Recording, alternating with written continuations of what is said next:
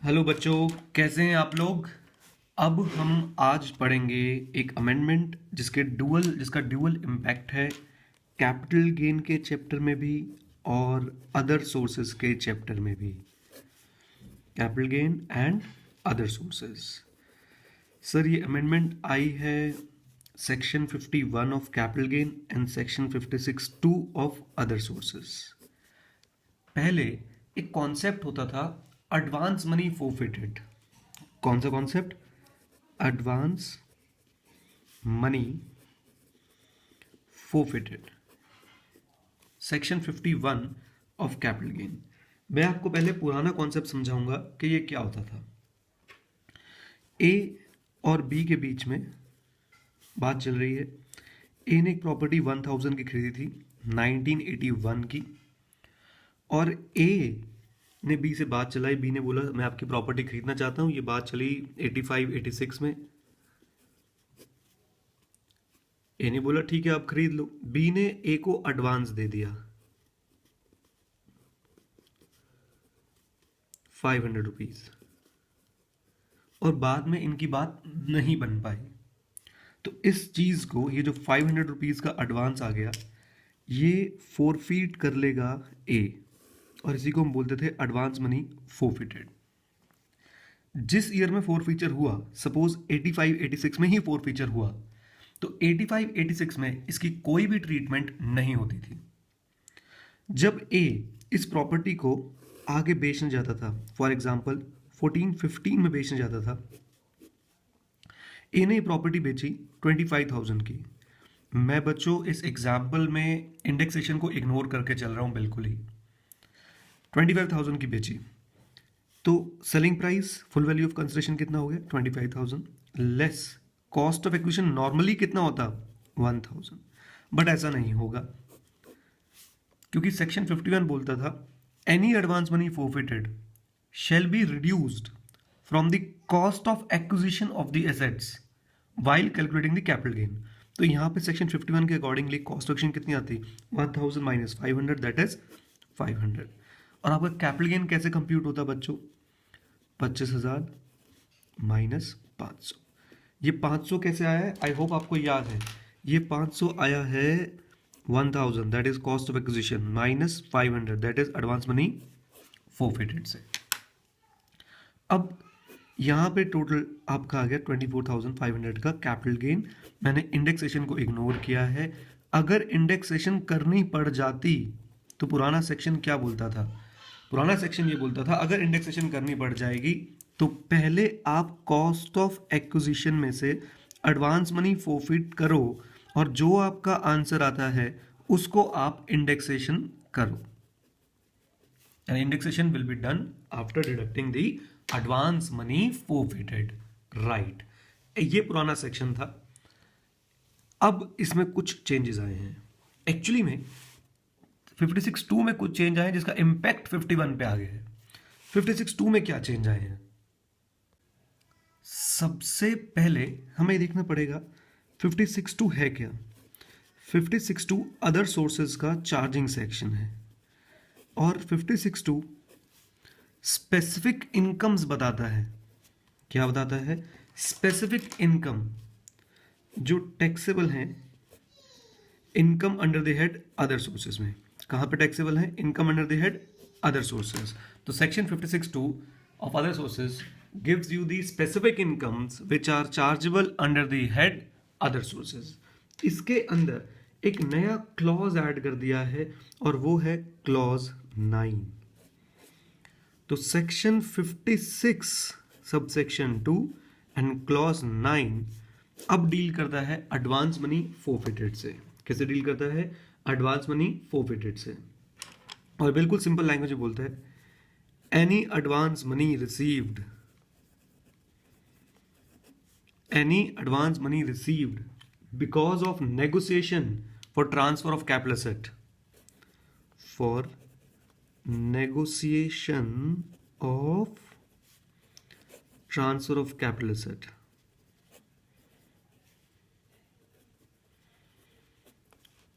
which was forfeited। इसको हमने क्या कर लिया हो? फोरफीट कर लिया हो। will be taxable under the head other sources, and this amendment is effective from assessment year 15-16, therefore previous year 14-15। तो प्रीवियस ईयर 14-15 एंड ऑनवर्ड्स आपने कोई भी एडवांस मनी अगर फोरफीट करी है, हाँ जी, कोई भी एडवांस मनी अगर आपने फोरफीट करी है तो क्या करेंगे, उस एडवांस मनी को हम अदर सोर्सेज में लाके टैक्सेबल कर देंगे। अब एक बात सोचते हैं, अगर ये सेक्शन यहाँ पे ऐसे का ऐसे है तो 51 में जो बात बोली गई थी कि sir advance money forfeited shall be deducted from the cost of acquisition, और अगर वो बात भी हमने वहीं पे रख ली तो सर ये क्या हो जाएगा, double taxation.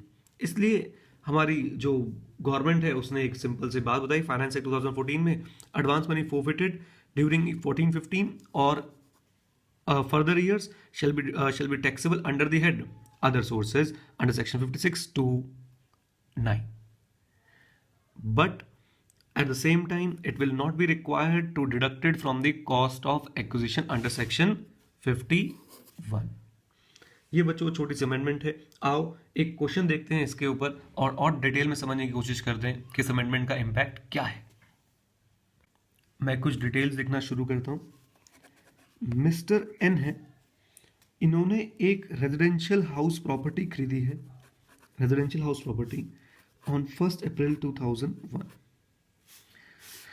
For ₹22 lakh.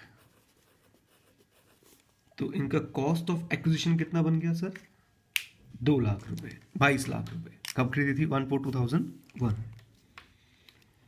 And he decided to sell the same on 3rd May 2004 to Mrs. P and took advance of ₹70,000। और सर साथ में उन्होंने क्या ले लिया, एडवांस ले लिया ऑफ ₹70,000। यानी 2004-05 में 70,000 रुपये का एडवांस रिसीव हुआ है, किनको, मिस्टर एन को। ठीक है सर, इसके बाद ये डील नहीं बन पाई। Okay, balance money Mrs P ने पे नहीं करी और इसलिए ये डील नहीं बन पाई। फिर अप्रैल 2014 आया, अप्रैल 2014 फिर से mister N decided to sell the same property और फिर से नेगोशिएशंस चली and this time he received 2 lakh as advance money.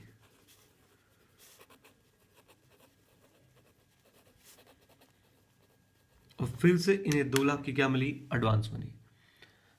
Okay, अब मिस्टर एन ने 2 लाख की एडवांस मनी रख ली और दोबारा से बात नहीं बन पाई, नेगोशिएशंस फेल हो गई।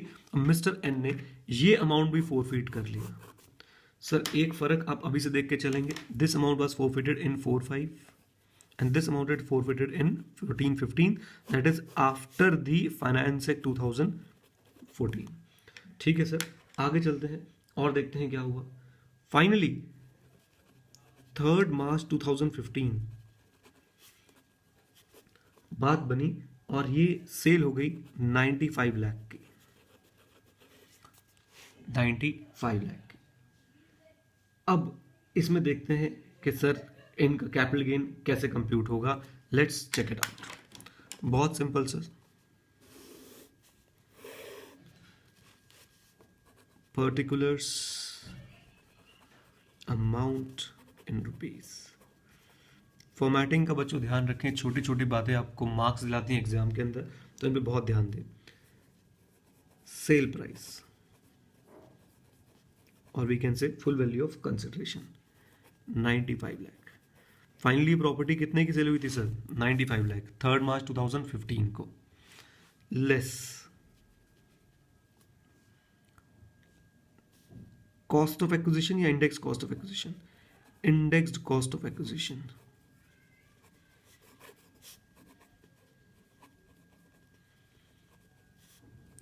हम इसको बच्चों वर्किंग नोट में बनाएंगे, वर्किंग नोट 1।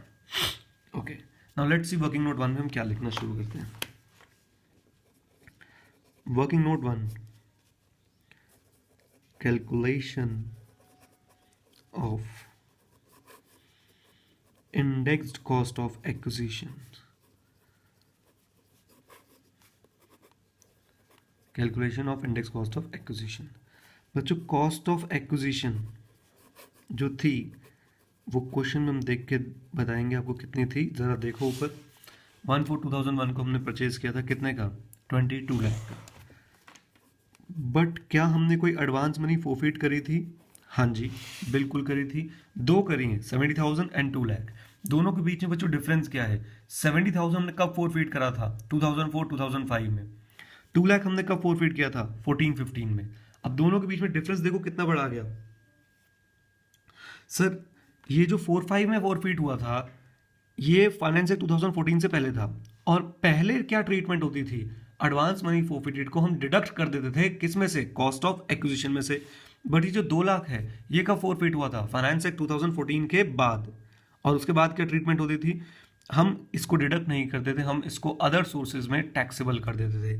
तो कैपिटल गेन में अब जो इंडेक्स कॉस्ट ऑफ एक्विजिशन निकल रही है वो निकलेगी cost of acquisition minus advance money forfeited before 1/4/2014। कितनी थी? 70,000, राइट। और जैसे ही 70,000 लेस किया मेरी कॉस्ट ऑफ एक्विजिशन कितनी आ गई? 21 lakh and 30,000।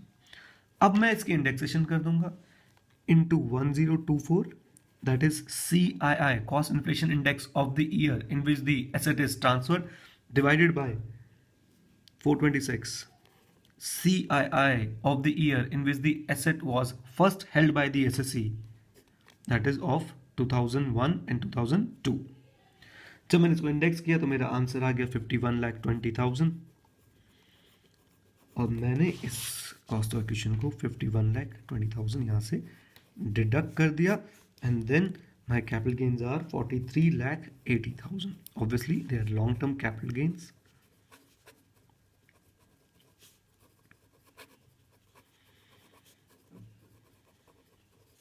Right.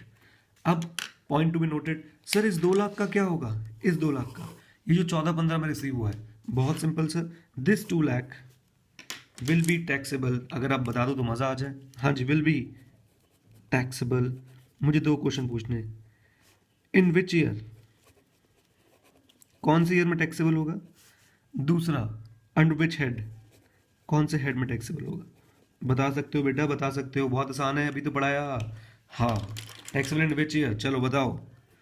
Sir in the year in which it is received. तो 14-15 में under the head other sources, और अदर सोर्सेज में अगर बहुत स्पेसिफिक होना चाहते हो, section 56 subsection 2 and clause 9। Okay, sum up करते हैं बच्चों बहुत जल्दी से। एडवांस मनी फोरफिटेड, क्या अमेंडमेंट आई है? Let's see, let's check it out. Sir advance money forfeited पहले की बातें, यानी बिफोर 1/4/2014 क्या होता था? AMF received deducted from cost of acquisition. अब क्या होता है? After not deducted from cost of acquisition, taxable under the head other sources, section 56 subsection 2 and clause 9। Alright, तो ये थी आपकी एक ऐसी अमेंडमेंट जिसका 2 चैप्टर में इंपैक्ट था, capital gain plus other sources. All the very best and stay connected.